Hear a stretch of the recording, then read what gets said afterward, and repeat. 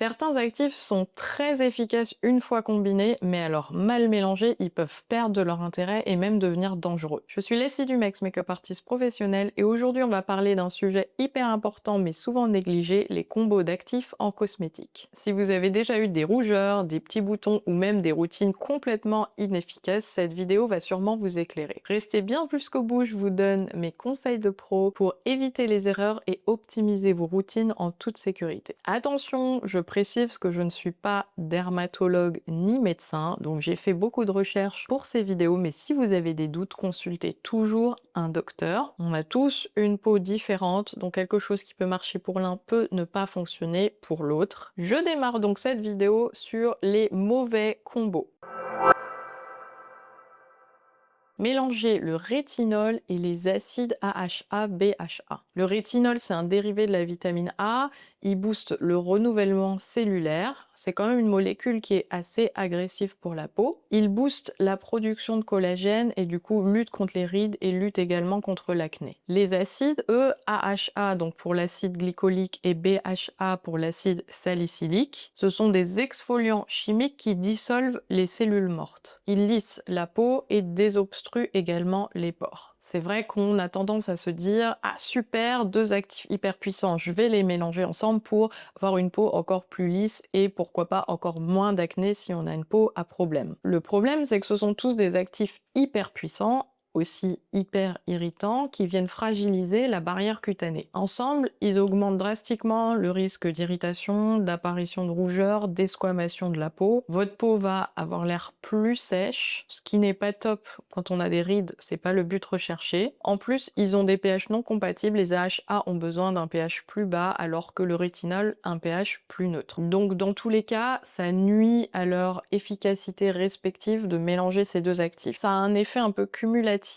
Les AHA rendent la peau plus poreuse et plus perméable, ce qui fait que on se dit le rétinol va mieux pénétrer. Mais en fait, c'est pas vraiment positif, ça augmente surtout les effets irritants. Comme je vous disais, le rétinol, c'est quand même un produit assez irritant. D'ailleurs, il faut jamais l'appliquer le matin, surtout par beau temps, quand il y a du soleil, ça peut vous donner des taches. L'alternative pour utiliser ces deux actifs, ça serait par exemple un soir vous faites une exfoliation avec une crème hydratante et les jours suivants ou même la semaine suivante, vous faites une cure de rétinol. Bon, le rétinol, faut l'utiliser sur une période un petit peu plus longue. Donc si un soir vous décidez d'appliquer les acides, surtout pas de rétinol ce soir-là. Le rétinol, ça accélère le renouvellement cellulaire qui dure en moyenne entre 28 à 40 jours. En le combinant, on peut trop forcer ce processus, donc vous avez sur le moment l'impression d'une peau neuve, mais en fait, l'irritation est invisible et n'est pas bonne, elle, pour votre peau. Le combo numéro 2 qu'on a envie d'éviter, c'est vitamine C plus acide. La vitamine C, elle aide à réduire l'apparition de taches pigmentaires, elle protège contre les agressions extérieures et stimule la production de collagène. Elle renforce votre barrière cutanée et du coup réduit les rougeurs et les inflammations. Elle a cet effet éclat du teint, effet bonne mine. Les acides de fruits, eux, modifient le pH de votre peau et déstabilisent complètement la vitamine C. La vitamine C, surtout sous sa forme pure acide ascorbique, est très instable et oxydable à l'air libre. Elle s'oxyde à la lumière, mais également au mauvais pH. Donc,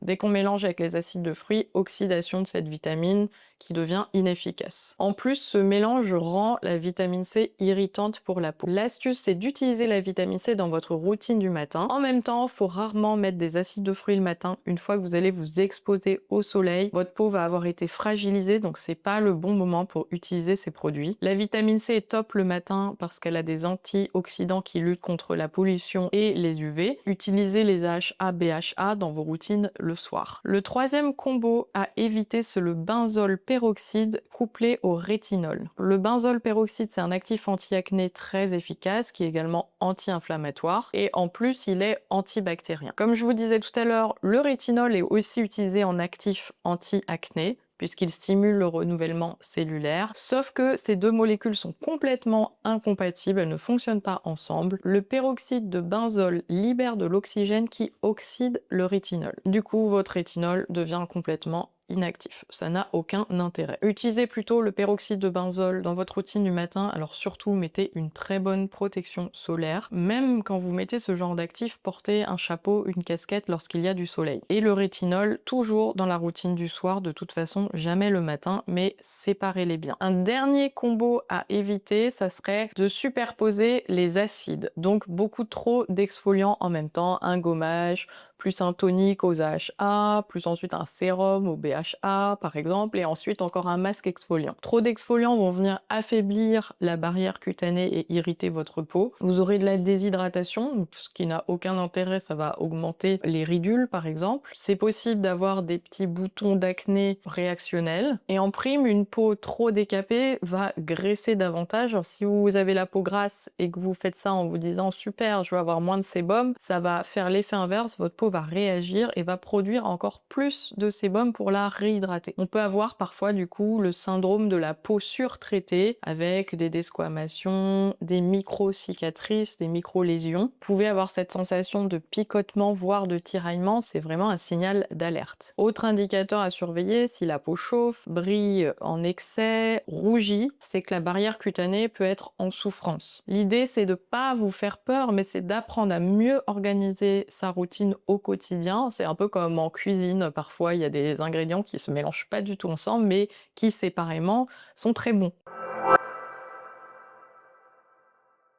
Je vais vous donner 3 autres combos. Ça serait pas vraiment des mélanges d'actifs, mais ça serait plutôt tel actif sur tel type de peau ne fonctionne pas. Du coup, ça peut rendre l'utilisation de certains actifs inutiles, voire même négatifs pour votre peau. Notamment, je pense à la vitamine C sur une peau hypersensible. La vitamine C sur une peau assez intolérante peut être trop agressive, elle peut être irritante et la peau finit par le rejeter. En alternative, choisissez des composés plus doux, par exemple l'ascorbylglucoside ou le MAP. Pour la petite explication scientifique, l'acide ascorbique a un pH très bas dans les 3,5, ce qui peut irriter les peaux sensibles qui ont souvent une barrière cutanée très altérée. Elles ont une réponse inflammatoire immédiate, beaucoup plus rapide que les peaux normales, donc les intolérances sont aussi plus faciles à repérer. D'ailleurs, à partir du moment où à l'application un produit vous brûle, à moins que ce soit les masques très exfoliants et c'est indiqué sur la boîte, c'est pas normal qu'un produit vous démange. Finalement,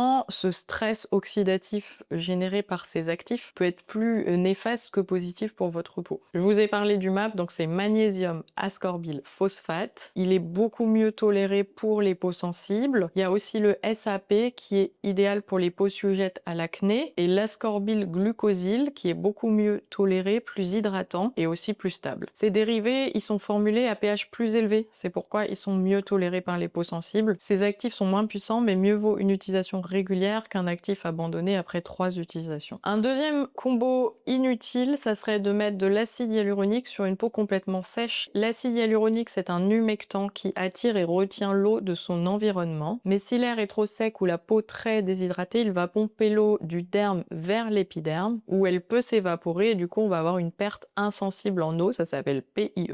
Donc une déshydratation paradoxale, donc ça augmente la sécheresse de la peau qui elle est déjà sèche. Vous aurez de l'inconfort et davantage de ridules de déshydratation. Donc aucun intérêt. Faut penser quand vous appliquez de l'acide hyaluronique à l'appliquer toujours sur une peau légèrement humide. Vous pouvez aussi brumiser votre peau avec un hydrolat. Vous pouvez aussi sceller l'hydratation avec une couche occlusive légère, par exemple une crème riche ou une huile végétale, squalane, jojoba, et préférez les textures contenant aussi des émollients ou occlusifs légers, pas uniquement de l'acide hyaluronique pur. D'ailleurs, l'acide hyaluronique existe sous différents poids moléculaires, haut, moyen, bas. Le bas pénètre plus en profondeur. Pour choisir une bonne formule, veillez à avoir un combo de ces différents poids moléculaires quand vous choisissez un acide hyaluronique. Allez, un dernier mauvais combo et après je m'arrête là, promis. Le rétinol sur peau de moins de 25 ans, sur une peau jeune qui n'aurait ni taches ni problématiques. Avant 25 ans, si la peau est bien saine et équilibrée, il peut venir perturber cet équilibre cutané. Il va provoquer une sensibilisation de la peau et donc donc un déséquilibre sur le long terme. L'usage en prévention anti-âge peut être tentant, mais ça n'a aucun intérêt avant 25 ans. À quel moment du coup le garder? Il peut être utile si vous avez une acné hormonale ou une acné adulte, une kératose pilaire par exemple, des taches post-inflammatoires, une texture irrégulière de la peau ou des pores dilatés et une peau rugueuse. D'ailleurs, une bonne routine prévention avant 25 ans peut parfaitement se faire sans rétinol, heureusement. Misez plutôt sur une vitamine C douce, un SPF à 50 et pourquoi pas un peu d'acide hyaluronique avec des peptides. En conclusion, comme on vient de le voir, voilà, certains actifs sont très efficaces, mais mal combinés, ils deviennent nocifs, voire irritants pour votre peau. Avant d'ajouter un ingrédient à votre routine, demandez-vous toujours, est-ce que ma peau en a vraiment besoin? Est-ce nécessaire? Et est-ce le bon moment pour l'intégrer dans ma routine? Pensez bien aux saisons, certains actifs sont plus en hiver et d'autres en été. N'hésitez pas à demander conseil à votre dermatologue, à votre pharmacien ou à votre médecin si vous avez un doute sur les actifs en fonction de votre type de peau. Une routine simple, cohérente et bien pensée sera toujours mieux qu'une accumulation d'actifs mal combinés. Comme on dit, less is more. Si vous voulez aller un peu plus loin, allez regarder ma vidéo sur les combos d'actifs à associer